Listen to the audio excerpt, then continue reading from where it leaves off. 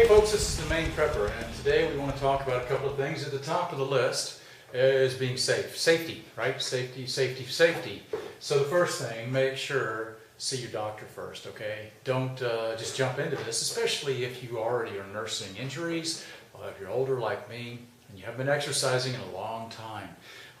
You're going to have to see the doctor first, please. Don't just jump in here and assume that you're going to be okay, especially if we're a little bit older, all right? I don't want you to get hurt, because if you get hurt, you're going to be set back. And no injuries is our goal when we exercise. So we're going to be careful about things, but we're not going to baby ourselves. We are going to, however, be sensible. Therefore, in these videos, I hope you'll see that I stress form and good form over pushing heavy weights around. You'll go to the gym and you'll see guys bouncing 400 pounds off their chest. And they are incredibly strong to be able to control and do that. I was spotting a guy the other day that was lifting that, but he's different.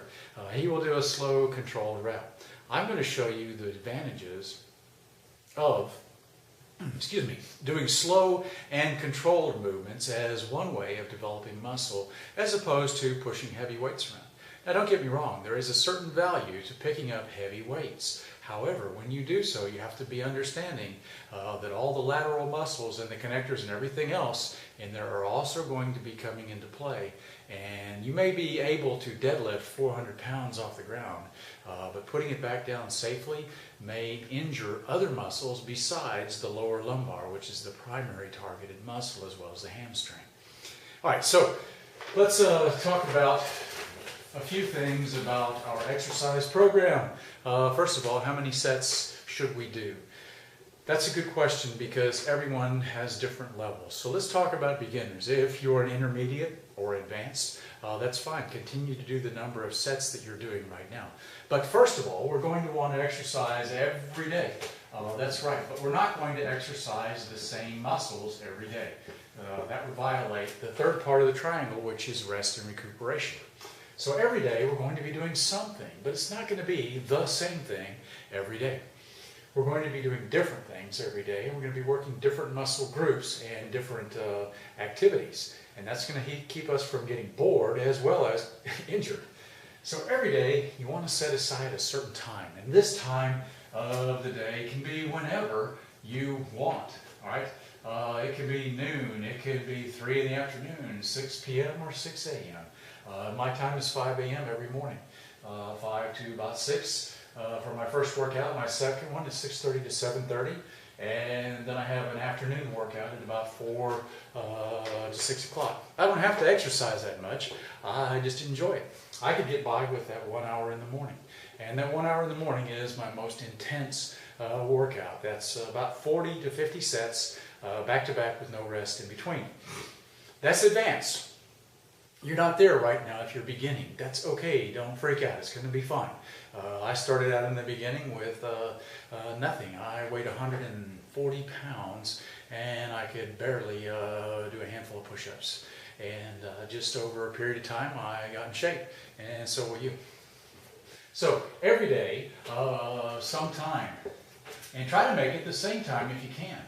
And you're going to have to steal that time, folks. I'm going to tell you right now, that time isn't going to be given to you because that time is already being used by something else. So you need to go back into your schedule and figure out what it is you're doing that you could possibly sacrifice in order to give yourself time to get fit and to do some exercise. Let's call it about an hour just for a nice, even, round number. It doesn't have to take a full hour. It can take a lot less. In fact, you won't be able to go a full hour. However, block off an hour, and that way you've got a little time on the front and the end to get changed and showered if you're going back to work.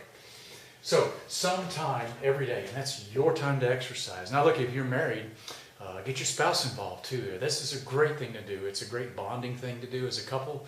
If you're single, it should be too easy for you. You should be able to pinch off sometime, somewhere. People say, well, I don't have any time. Yes, you do. Turn off the TV. If you'll turn off the TV, your IQ, I promise, will go up 10 points. Your level of discourse and conversation with people will dramatically improve. You will not see this right away, but others will see it in you. I notice it when people wean themselves from the glass toilet. I don't like to watch TV at all. This TV over here on the wall came with the quarters, and it is what I hook to my computer, and I watch YouTube videos on it if I watch anything at all.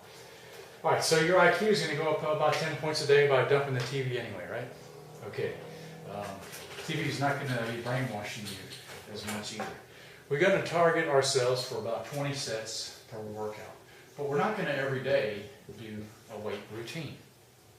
You're going to work out Monday, Wednesday, and Fridays with some sort of exercise program that involves developing strength, the way we talked about earlier, the cardiovascular antagonistic type training. We want to do all of our training that way. That's the optimal way to do it. Understand that you may not be able to. If your heart rate gets over the targeted amount, which is covered in the earlier video by the Mayo Clinic, if your targeted heart rate goes over that amount, you want to stop and let your heart rate go back down. And I have to do that sometimes too. I'll be lifting heavy weights, and when you're pushing all that blood through your body, your heart is really pumping hard to try to do that volume of blood flow, especially on my legs. If I'm doing thigh extensions and hack squats and everything else in between, I'm going to tell you, my heart rate will hit 140 plus, and I'll start feeling dizzy, and I'll have to stop.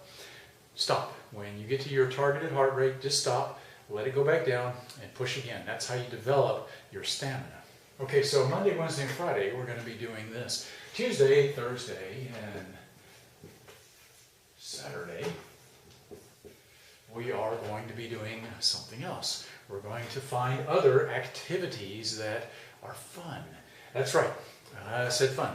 We are going to develop, and as you get stronger, this is the thing that excites me about all this. As you get stronger, you're going to find and more fit. You're going to feel more confident and more comfortable doing things.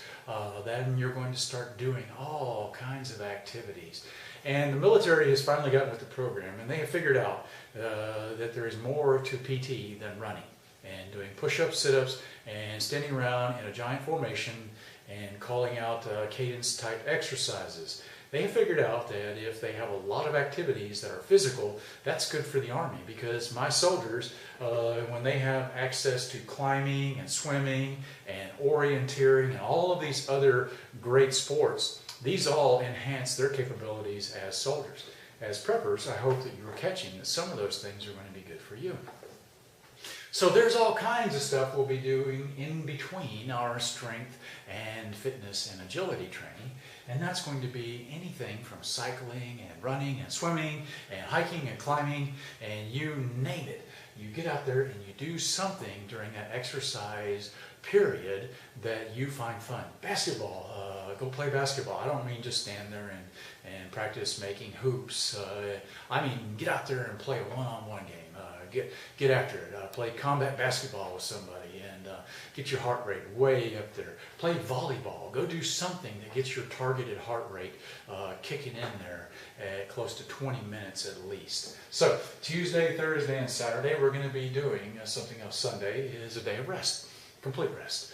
But in between all of this, there's a recuperation period and stretching and things like that. That's part of recuperation.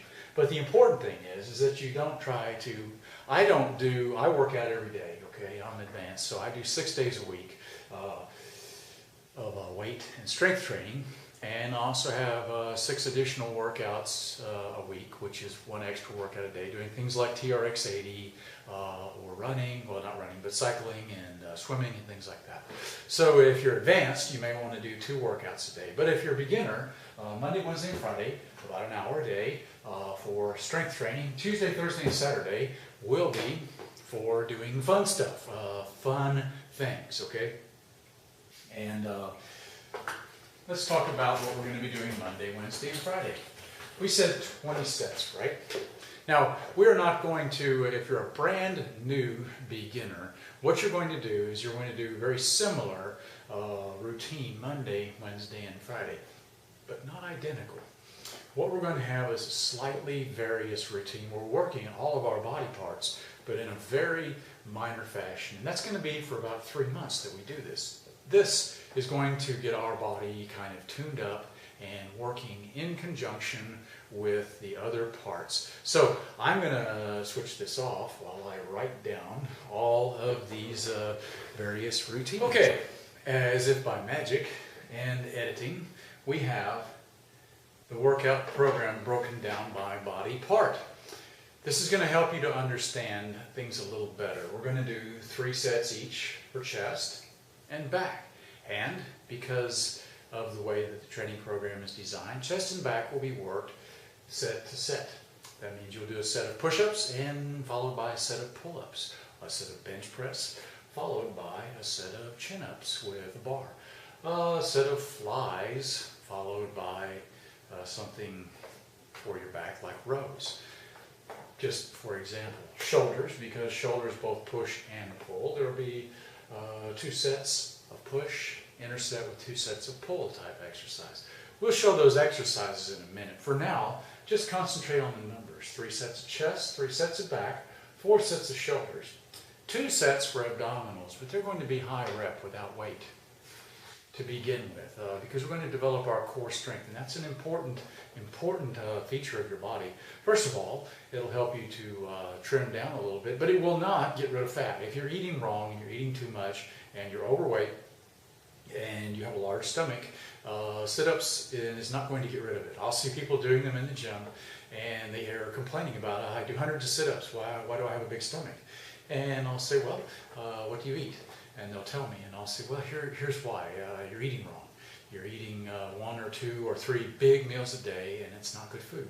If you'll break it down into 5 small meals of good food and continue to keep your metabolic rate up by exercising every day, you will see your stomach decrease. I know, because I had to do the same thing at one time in my life. And 8 sets for our legs. Why so many? Well, goodness, your legs are half your body. And a lot of guys are really bad about this in the gym. And it's funny because they're single guys and they're doing all this stuff up here, and they wonder why girls aren't really noticing. And I'll tell them, dude, I don't know what it is, but I work my legs a lot, and I never have women talk about this. They always say, yeah, you got nice legs, etc. Okay, arms. That number is correct, 0. Why 0 on the arms? For beginning? Because of 2 reasons. Number 1, your chest and your back, these pulling and pushing exercises are going to give your arms a good workout. And remember, we're just starting, okay? So if you're advanced or you're intermediate, this is not going to be for you. If you're a beginner, this is good for you. And this is good women as well. Chest and back exercises as well as shoulders are going to work in your arms. And the reason that I don't want us to work arms initially when we start is because too often you'll develop arm strength very quickly, especially the guys, and that'll make your chest and back exercises not as productive. That is, you won't be pulling up with your back, you won't be pushing with your pectorals, you will be pulling and pushing with your arms alone. Your arms are going to get a good workout from the chest and back. Okay, so 0 on the arms and 8 on the legs. So keep these numbers in mind. 3, 3, 4, 2, and 8. And you might want to write these down. You can pause the video and write it down. And we're going to talk about, when I'm going to cut away and come back, we're going to talk about quantities as well. We're going to talk about some of the theory behind how many reps you should do and how that will determine how much weight. Okay, so how many is too many and how many is not enough? Well, if you can't do at least 6, you have too much weight. If you're doing more than 12, you could probably put some more weight on there. 10 is what you want to do. That's going to help you determine how much weight to put on the bar. It's a very simple concept. Keep in mind, if you're new to this, you may want to not push yourself too hard the first few workouts. You want to get your body the first couple of weeks just accustomed to moving the weights and doing everything else.